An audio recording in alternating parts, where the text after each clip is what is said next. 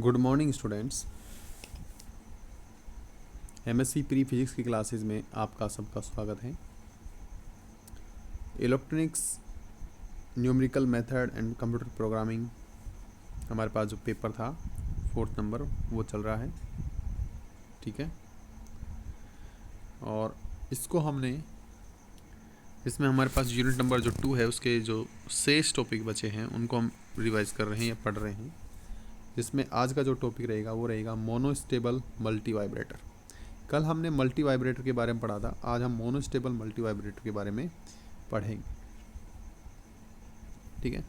तो एक बार हम जो कल पढ़ा था उसको रिवाइज कर लेते हैं थोड़ा सा कि multivibrator, definition of multivibrator are basically 2 stage RC coupled amplifier with positive feedback and the output of the one amplifier to the input of other amount of feedback is so adjust that while one unit conducting to saturation and one state to other stop। और इस तरह से ही क्या करते हैं, oscillation करते हैं। यानी कि कहा गया है कि हमारे पास मल्टी वाइब्रेटर के अंदर नॉर्मली 2 क्या होते हैं, ट्रांजिस्टर, या फिर आप RC कपल्ड एम्पलीफायर की बात कर सकते हैं। और इनको एक दूसरे के साथ फीडबैक के साथ क्या किया जाता है, जोड़ा जाता है। इस तरह से सर्किट मेरे पास आ गया, मैं आपको आगे दिखा दूंगा। जोड़ा जाता है इसको इस तरह से फीडबैक ली। और ये जो ट्रांजिस्टर है एक ऑफ रहता है एक ऑन रहता है, एक ऑन रहेगा दूसरा ऑफ हो जाएगा, इस तरह चलते रहते हैं। तो ये डाटा स्टोर करने के लिए काम आते हैं, ठीक है ना। इस तरह से हम जैसे फ्लिप फ्लॉप करता है बिहेव, इस तरह से बिहेव करते हैं। तो मल्टी वाइब्रेटर क्या है, हमारे पास 2 RC कपल्ड एम्पलीफायर होते हैं जो पॉजिटिव फीडबैक के साथ जुड़े होते हैं, जिसमें एक चालू रहता है, एक बंद हो जाता है, दूसरा बंद होता है, पहला चालू हो जाता है, इस तरह चलता है। और इसकी जो टाइप है वो 3 टाइप्स हैं। एक स्टेबल है, मोनोस्टेबल, दूसरा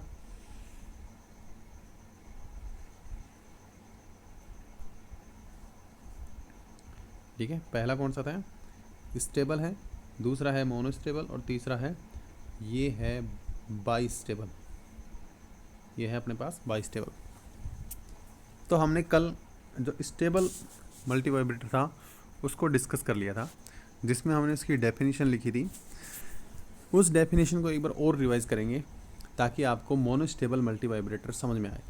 it is also called free running relaxation oscillator. It has no stable state.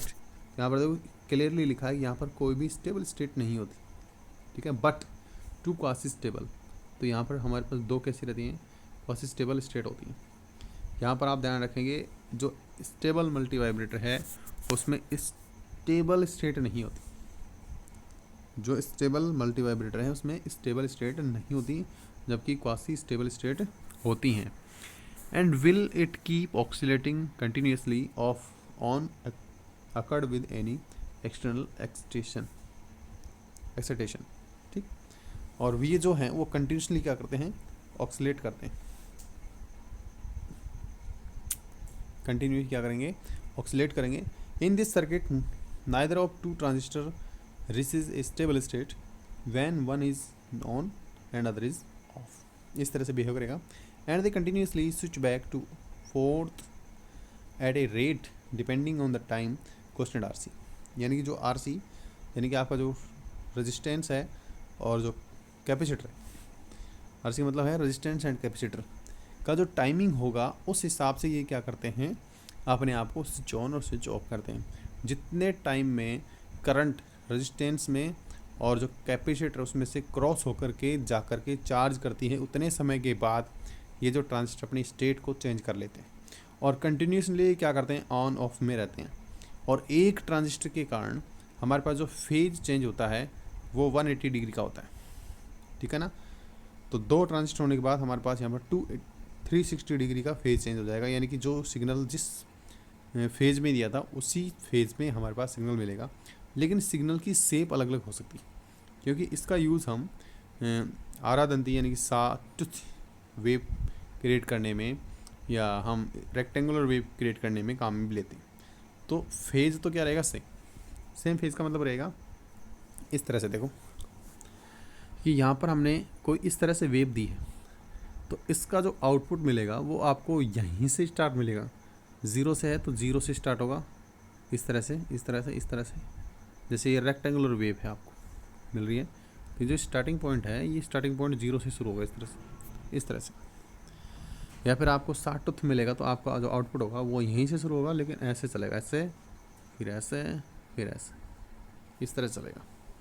तो कुल मिला के ये है कि आपका जो फेज है वो 360 डिग्री रहेगा, यानी कि जो था वैसे ही रहेगा, शेप अलग अलग हो सकती है। तो स्टेबल वाइब्रेटर के अंदर ये पड़ा।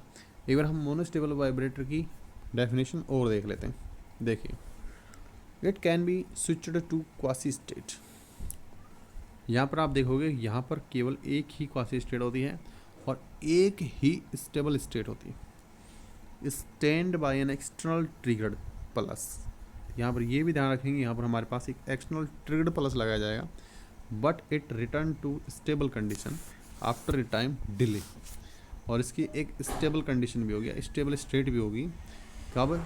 एक टाइम डिलेशन के बाद। Value of circuit compounds, it supplies a single output pulse of desired during for every input triggered plus, and since the monostable multivibrator produces single output pulse and each input triggered pulse is generally called one shot multivibrator।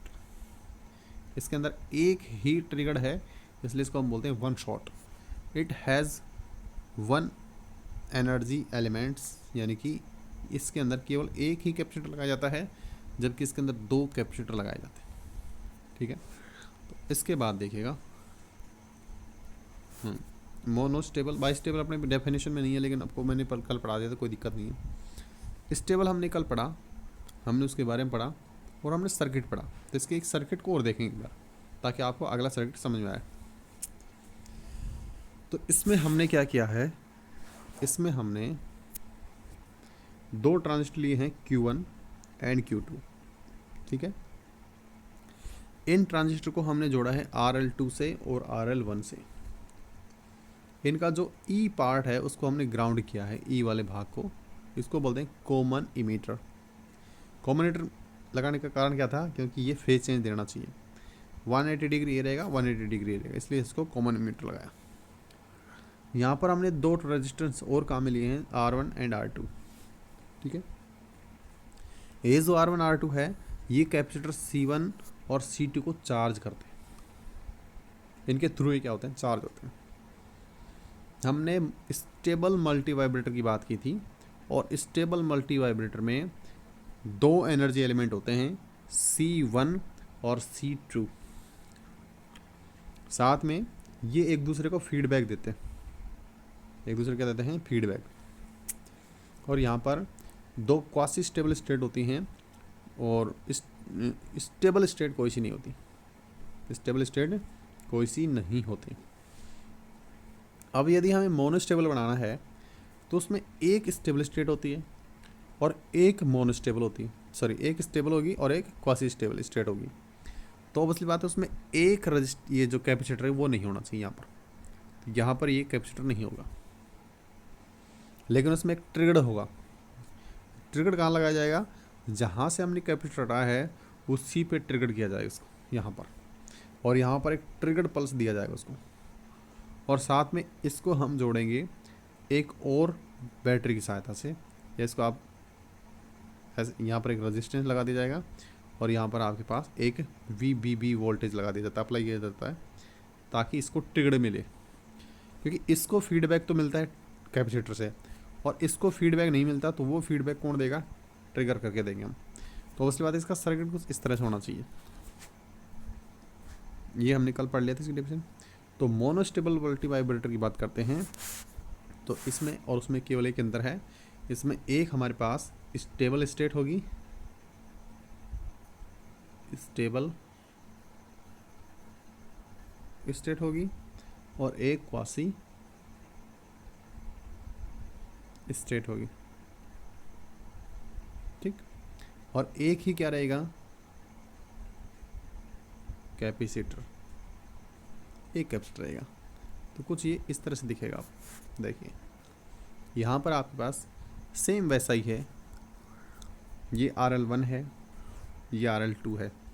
यहाँ पर 2 ही transistor लिए हैं, Q1 और Q2, दोनों को common E के अंदर लगाए गए हैं, ये भी कॉमन ई में है, इसको अर्थिंग कर दिया, इसका मतलब ये कॉमन है। ठीक है, देखो यहाँ पर हमारे पास ट्रांजिस्टर C2 ही है, और C2 जो चार्ज होगा वो R2 के क्रॉसपॉन्डिंग होगा। ऊपर हमारे पास VCC है और S क्या रहेगा, स्विच रहेगा।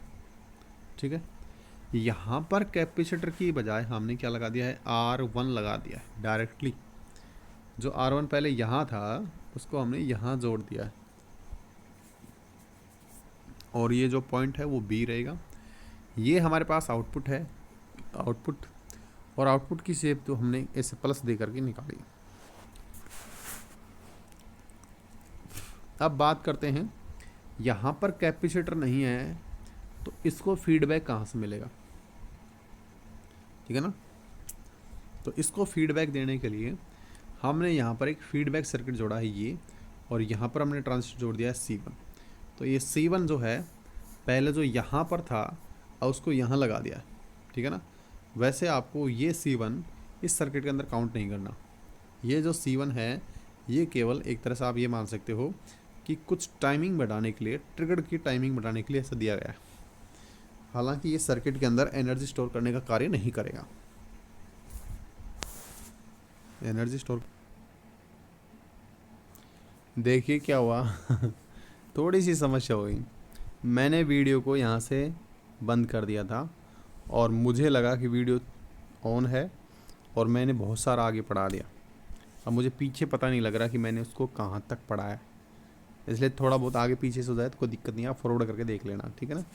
यदि पीछे से पढ़ा, मैं थोड़ा सा पीछे से ले लेता हूँ, यहाँ तक शायद मैंने बोल दिया या नहीं बोला, कोई दिक्कत नहीं है। फिर भी कोई दिक्कत आए तब कमेंट कर देना। तो देखिए, मोनोस्टेबल मल्टी वाइब्रेटर के अंदर हमारे पास एक स्टेबल स्टेट होती है, एक क्वासी स्टेबल होती है, और एक कैपेसिटर जुड़ा होता है। ठीक है, मैंने तो इसको पूरा ही पढ़ा दिया, यहाँ तक समझा दिया। देखो ये सब कुछ समझा दिया मैंने। मुझे लगा कि शायद चालू है वीडियो, समस्या हो गई। तो अब मुझे ये भी पता नहीं लग रहा कि वीडियो मैंने कहाँ तक रिकॉर्ड किया है, कहाँ तक रह गया ये। ठीक है, अब तो चालू है। ठीक है, देखो थोड़ा फिर से रिवीजन कर लेंगे, कोई दिक्कत नहीं है।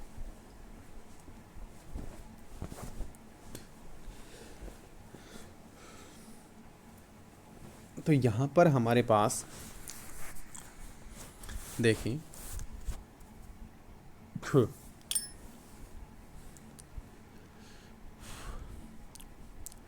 अब मेरे को समझ में नहीं आ रहा कि मैं कहाँ से स्टार्ट करूँ। चलो इसको दोबारा, सर्किट को दोबारा समझेंगे, क्योंकि सर्किट में ही है सब कुछ। यदि सर्किट समझ में आता है तो आपको सब कुछ समझ में आएगा, इसमें कोई दिक्कत नहीं है। 1 मिनट रुकना है।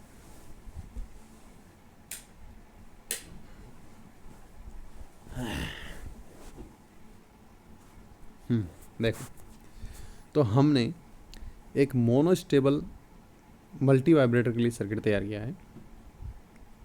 इस सर्किट के अंदर पहले मैं आपको एलिमेंट बताता हूँ, कौन कौन से एलिमेंट यहाँ पर लगाए हैं। यदि मैंने आपको बता दिया है तो आप इसको फॉरवर्ड करके देख लें, कोई दिक्कत नहीं।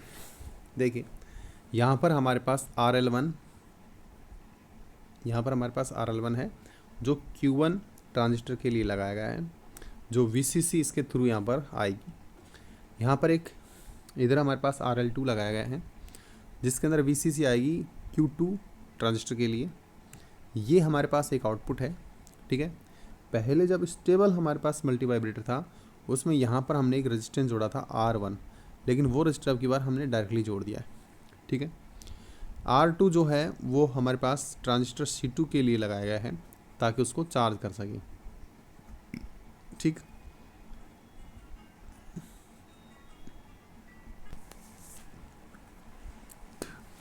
तो इस तरह से था। तो यहाँ पर आप देखेंगे कि यहाँ पर एक अलग से एक चीज़ और लगाई गई है। यहाँ पर हमारे पास कैपेसिटर को हटा दिया गया, और इस कैपेसिटर को हटाने के बाद यहाँ पर देखो फीडबैक नहीं मिल रहा। तो फीडबैक देने के लिए यहाँ पर हमने एक ट्रिगर्ड पल्स लगाया है, यहाँ पर ट्रिगर लगाया है। और यहाँ पर जो कैपेसिटर C1 है, ये C1 इस सर्किट के अंदर काउंट नहीं होगा। ये C1 केवल इसलिए लगाया कि ताकि जो ट्रिगर्ड है उससे जो एनर्जी आ रही है उसको स्टोर करके और एक साथ इसको फीडबैक दिया जाए। ठीक है, और फीडबैक के लिए यहाँ पर एक VBB लगाया गया है जो कि ट्रांजिस्टर Q1 के बेस के लिए इनपुट वोल्टेज का काम करेगी। तो ये हमने देखा यहाँ पर। अब देखिए एक चीज़ और बता देता हूँ। ये था हमारे पास सारे एलिमेंट मैंने बता दिए, ठीक है। अब देखो,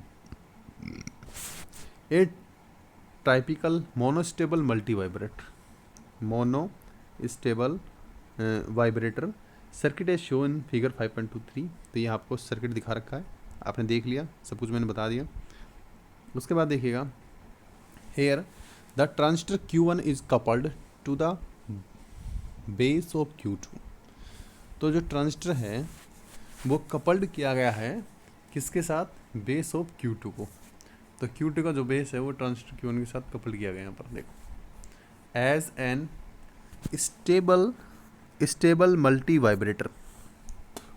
तो ये सेम है, स्टेबल मल्टी वाइब्रेटर की तरह बिल्कुल सेम है, but the other coupling is different.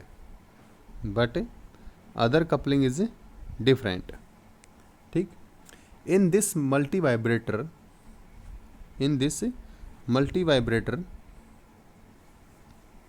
A single narrow input triggered pulse produce a single rectangular pulse whose amplitude, pulse width and wave shape dependent upon the value of circuit components rather than upon the triggered pulse। तो ये कहता है कि हमने Q1 को तो coupled कर दिया है Q2 के साथ, और Q1 को कपल्ड किया है Q2 के बेस के साथ, जैसे कि हमने स्टेबल मल्टी वाइब्रेटर के अंदर किया था। But the other coupling is different. लेकिन जो अदर कपलिंग है वो डिफरेंट है। क्यों डिफरेंट है? क्योंकि यहाँ पर हमारे पास एक ही स्टेबल स्टेट है, दूसरा हमारे पास क्वासी स्टेबल स्टेट है। तो जो स्टेबल स्टेट है उसके लिए अपन ने एक ट्रिगर्ड पल्स लगाया है या ट्रिगर्ड लगाया है। तो एक signal narrow input trigger pulse produce a single rectangular pulse. तो जो हमारे पास ट्रिगर्ड पल्स होगा उस पर जो वेव होगी उसकी शेप हमारे पास किस पे डिपेंड करेगी? एक तो सर्किट के एलिमेंट पर, और दूसरा जो हम इनपुट देना चाहते हैं और उस इनपुट से हम किस तरह का आउटपुट प्राप्त करना चाहते हैं। तो अपनी इच्छा पर डिपेंड करता है कि हम किस तरह का इनपुट उसमें प्रोवाइड करें। लेकिन अपनी इच्छा तभी काम करेगी जब हम ये देखेंगे कि हमने जो इनपुट प्रोवाइड कर रहे हैं वो सर्किट के लिए अवेलेबल हैं या नहीं। यानी कि जो हमने रजिस्टेंस लगाए हैं, जो कैपेसिटर लगाए हैं, वो इस इनपुट को इस इनपुट के लिए क्या है, वैल्यूएबल है या नहीं है। यदि आपने मान लीजिए जैसे कैपेसिटर 100 माइक्रोफैराड का लगाया, तो आप इसमें एक साइन वेव दे सकते हैं। यदि आपको इसमें रेक्टेंगुलर वेव देनी है तो उसके बाद इसमें कैपेसिटर की जो वैल्यू है वो आपको और बढ़ानी पड़ेगी। इस तरह से कई चीज़ें यहाँ पर आपको ध्यान रखनी पड़ेगी। इसलिए लिखा है कि a single rectangular pulse amplitude pulse width and wave shape dependent upon the value of circuit components. तो वैल्यू ये सर्किट के कंपोनेंट पे डिपेंड करेगा, आपके सर्किट के अंदर किस किस तरह के कंपोनेंट लगे हैं। कल मैंने बताया था, देखो जैसे ये है, यहाँ पर देखो एक चीज़ और है कि R1, R11, R2 सारे के सारे बराबर हैं और इनकी वैल्यू हमारे पास 1 किलो ओम होती है। R1, R2 की वैल्यू जो होती है 15 किलो ओम होती है। C1, C2 की वैल्यू भी हमारे पास 100 माइक्रोफैराड के बराबर होती है। लेकिन जब हम इनकी वैल्यू बदलेंगे तो यहाँ पर जो ट्रिगर्ड पल्स है उसकी आप वैल्यू चेंज कर सकते हैं। यानी कि कुल मिला के कह सकते हैं यहाँ पर जो इनपुट दिया गया है वो इन एलिमेंट्स पे और इन एलिमेंट्स पे डिपेंड करेगा। ट्रांजिस्टर के ऊपर कोई फ़र्क नहीं पड़ता, ट्रांजिस्टर बिहेव करता है इनके एलिमेंट्स के आधार पर। यदि आप ज़्यादा दे रहे हो, इनपुट वोल्टेज ज़्यादा दे रहे हो तो इसकी वैल्यू बढ़ानी पड़ेगी, कम है तो ये कम में काम चल जाता है। ठीक है। The triggered signal is applied at t बराबर 0। t बराबर 0 का मतलब होता है इनिशियली। ठीक है ना। इनिशियली हम क्या करते हैं, ट्रिगर्ड लगाते हैं। पिछले सर्किट में हमने देखा था कि यहाँ पर हमारे पास कोई भी ट्रिगर्ड सिग्नल नहीं था या ट्रिगर नहीं था, तो हमने यहाँ पर क्या किया था, एक मिनट रुकना, इसको मैं फिर से हटा देता हूँ। देखो यहाँ पर पहले हमने क्या किया था, इधर हमारे पास एक कैपेसिटर जुड़ा था और इधर हमारे पास एक कैपेसिटर जुड़ा है, इधर एक कैपेसिटर पहले जुड़ा था। ठीक है। तो वहाँ पर ये कंडीशन होती थी कि भाई कोई कंडीशन नहीं होती थी कि पहले कौन सा ट्रांजिस्टर चलेगा, जो भी पहले चल जाए। ठीक है ना। ये डिपेंड करता था उनकी स्टेट पर कि वो किस अवस्था में है पहले से, और जैसे ही एक ट्रांजिस्टर सेचुरेशन रीजन में जाता था दूसरा अपने आप ही कट ऑफ रीजन में चला जाता था, और धीरे धीरे टाइमिंग के हिसाब से पहला वापस से सेचुरेशन में जाता है और दूसरा कट ऑफ में चला जाता था। लेकिन यहाँ पर ऐसा नहीं है, यहाँ पर आपको पहले ये सिग्नल ही अप्लाई करना पड़ेगा, और इस सिग्नल के कारण पहले ट्रांजिस्टर जो Q1 है उसकी डिपेंडेंसी देखी जाएगी, वो सेचुरेशन में जाता है या कट ऑफ में जाता है। ठीक है ना। और वैसे आपको बता दी जाए कि यहाँ पर मैंने आपको जब पढ़ाया था तब बोला था कि यहाँ पर केवल पॉजिटिव आपको ट्रिगर लेना है, नेगेटिव ट्रिगर को काम में नहीं लेना। तो आपको पॉजिटिव ही ट्रिगर लगाना है। उसके बाद देखिएगा यहाँ पर 2 स्टेट बनती है। यहाँ पे आपको 2 स्टेट बनानी है। पहली स्टेबल स्टेट की बात करें, उसमें हमने केवल मोनोस्टेबल की बात की थी। यहाँ पर हम स्टेबल स्टेट की बात भी करेंगे। तो initially condition in the absence of triggered pulse eight C2 and with S closed, ठीक है ना। तो इनिशियली कंडीशन क्या है, द एब्सेंस ऑफ ट्रिगर्ड, तो ट्रिगर को हम एब्सेंट कर रहे हैं और S1 को हम क्लोज कर रहे हैं। S1 को क्लोज करने का मतलब है कि हमने S1 को यहाँ से क्लोज कर दिया, मतलब ये सर्किट ऊपर से चालू हुआ है, यहाँ पर ट्रिगर नहीं दे रहे फिलहाल। तो क्या होगा, तो ये होगा हमारे पास कि VCC provide a reverse bias for collector base junction. जो VCC है वो हमारे पास कलेक्टर जो बेस है जंक्शन पर Q1 के लिए, Q1 देखो, Q1 ये है, इसका कलेक्टर ये रहा और इसका बेस ये रहा, इसके लिए एक वोल्टेज प्रोवाइड करती है। ऑब्वियसली बात है कि जब यहाँ पर लगी है तो यहाँ पर लगी है तो इन दोनों के लिए क्या करेगा, इन दोनों के लिए वोल्टेज प्रोवाइड करेगी। तो यहाँ पर लिखा है कि collector and base junction of Q, तो इसको ये रिवर्स बाइस में लेके जाएगी एंड Q2 बट फॉरवर्ड बाइस of EB junction of Q2 only. यहाँ पर देखिए कि Q1 और Q2 को ये रिवर्स बाइस में लेके जा रही है, लेकिन जो फॉरवर्ड बाइस फॉर EB है, EB जो है वो फॉरवर्ड बाइस में है ऑफ Q2 का।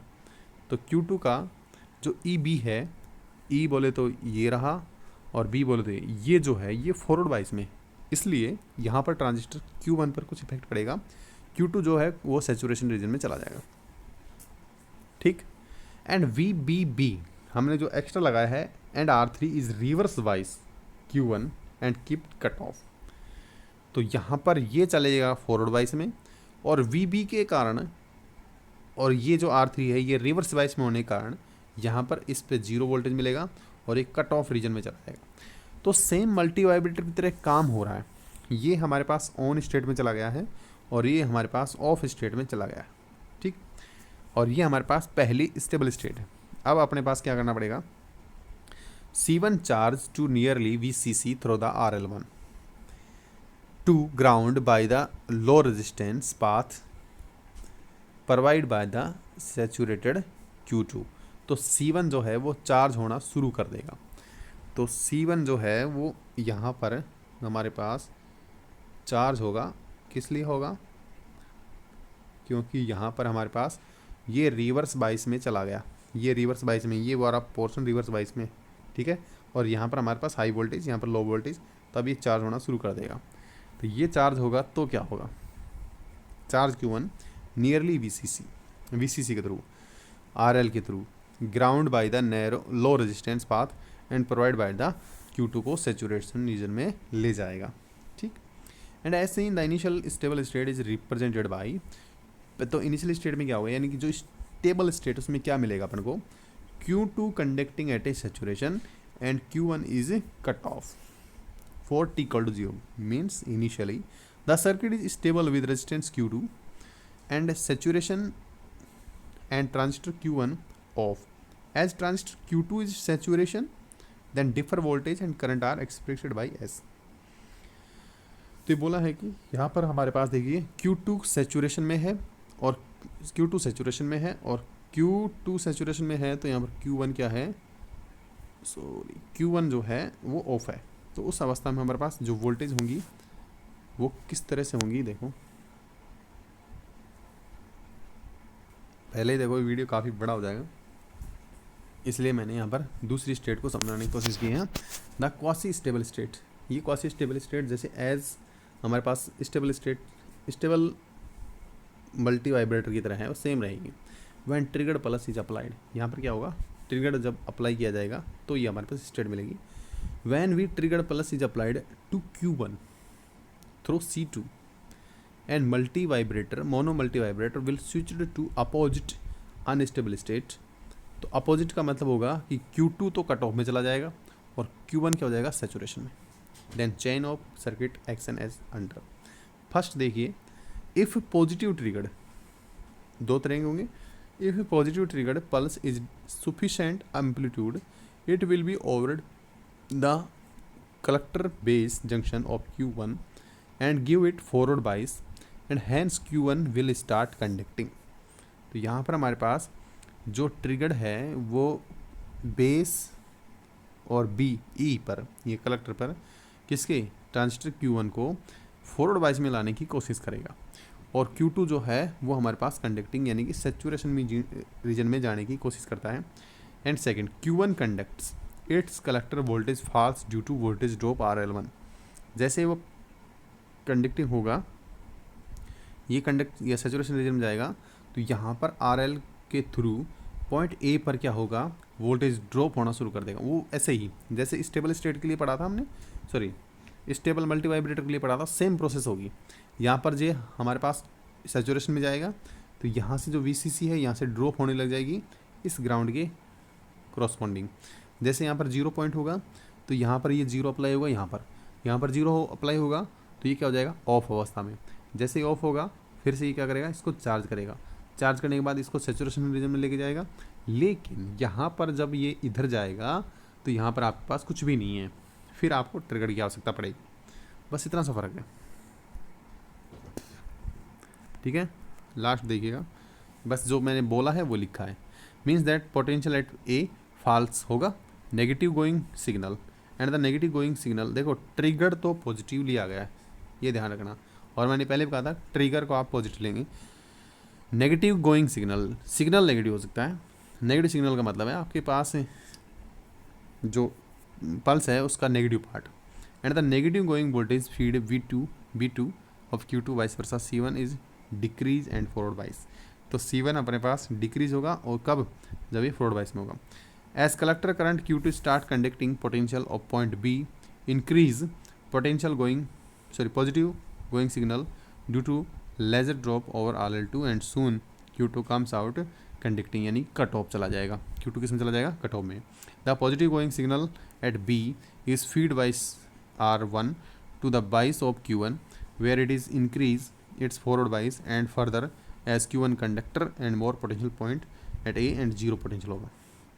जैसे ए पर 0 पोटेंशियल होगा and this section cumulative and the ends with Q1 conducting at saturation and Q2 cut off. Simple, मैंने आपको जैसे बताया सेम रहेगा सारा. मैं एक बार हिंदी में बता देता हूँ आपको. देखिए सेम हमारे पास मल्टी स्टेबल वाइब्रेटर जो है उसकी तरह काम करेगा. यहाँ पर हमारे पास जब ये हमारे पास इस ट्रिगर की वजह से क्या होगा, ये सेचुरेशन में चला जाएगा. यहाँ पर इसके थ्रू पोटेंशियल ड्रॉप होगा, यहाँ पर पोटेंशियल 0 होगा, 0 होने के बाद यहाँ पर पहुँचेगा, ये कट ऑफ में चला जाएगा. बस इतनी सी बात है. ठीक है ना, उसको आपको थ्योरेटिकल लिखना है. आप यदि ये समझ में नहीं आता तो आप जो मोनो स्टेबल है उसकी ये कंडीशन आप पूरा लिख सकते हैं. ये जो सारी है ना सेम, इसको आप दोबारा से लिख सकते हैं, सेम काम करेगा. आपको केवल यहाँ पर ये एक चीज़ ये स्टेबल स्टेट के लिए ये वाली बातें याद रखनी है, बाकी दोनों में कोई डिफरेंस नहीं है.